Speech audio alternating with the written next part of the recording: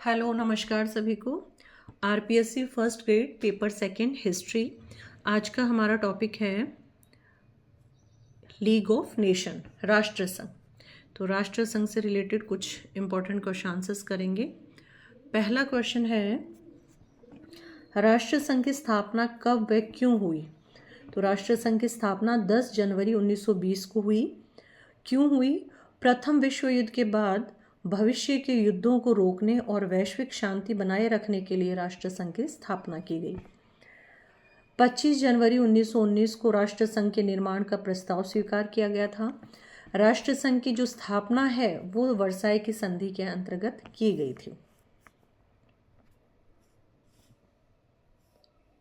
फिर है राष्ट्र संघ की समाप्ति। राष्ट्र संघ समाप्त कब हुआ, भंग कब हुआ?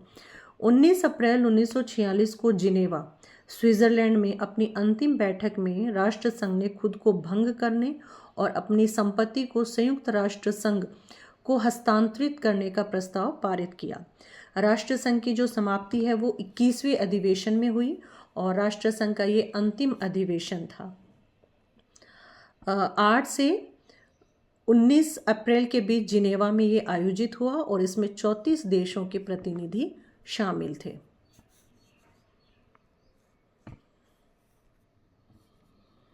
उन्नीस अंतिम सत्र, महासभा के अंतिम सत्र 21वीं की अध्यक्षता कार्ल जे हेम्ब्रो नॉर्वे ने की थी और जो प्रथम सत्र 1920 में हुआ और राष्ट्र संघ का, उसकी अध्यक्षता पॉल हायमेंस बेल्जियम ने की थी।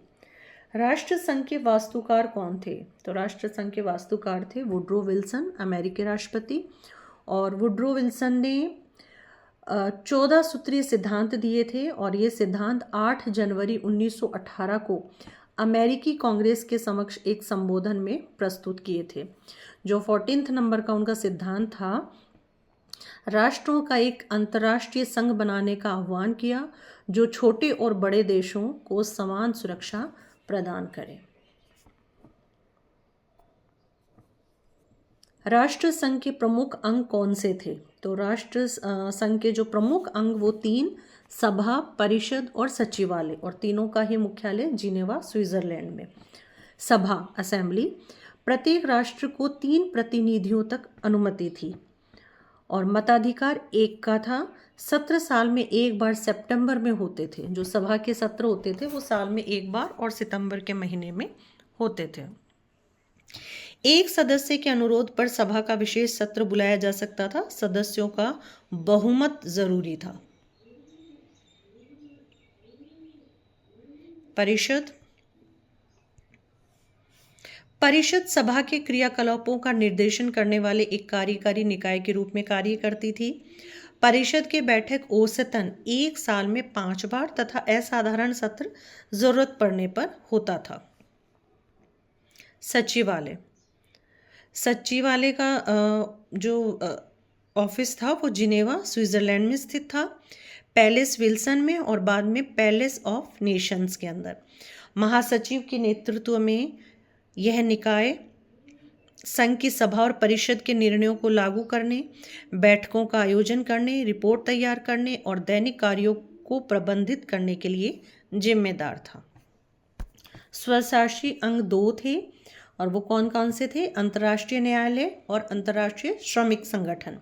जो अंतर्राष्ट्रीय न्यायालय था उसका मुख्यालय हेग, नीदरलैंड में, और इसमें प्रारंभ में सदस्य थे 11। फिर सदस्य संख्या 15 हो गई बढ़ाने के बाद में, और सदस्यों का जो निर्वाचन था वो 9 वर्ष के लिए होता था। न्यायाधीशों का निर्वाचन परिषद के बहुमत द्वारा होता था।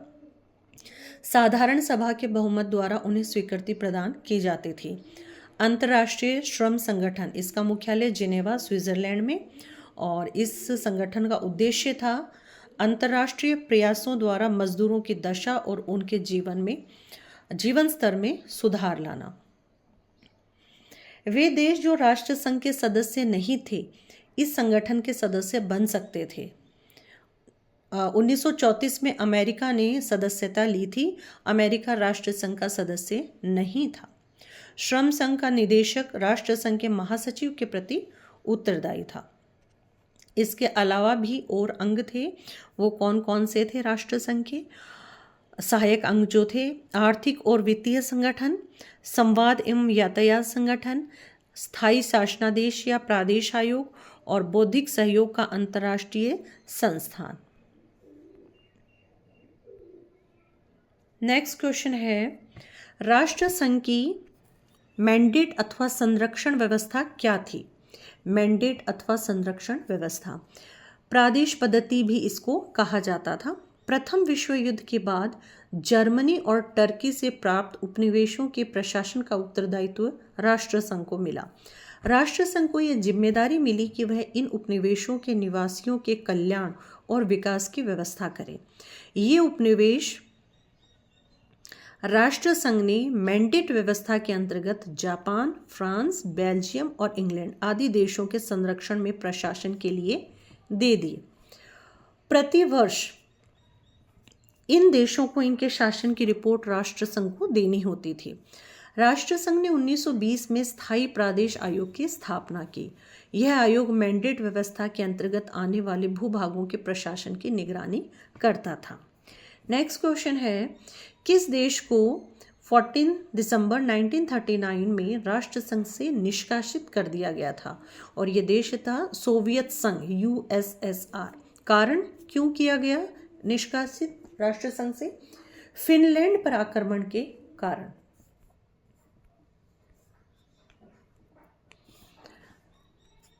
सोवियत संघ 1934 में ही सदस्य बना था राष्ट्र संघ का, लेकिन अपनी आक्रामक नीति के चलते उसे हटा दिया गया।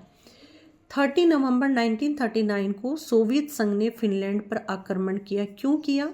लेनिनग्राद, जिसका अब नाम है सेंट पीटर्सबर्ग, की सुरक्षा को पुख्ता करने के लिए।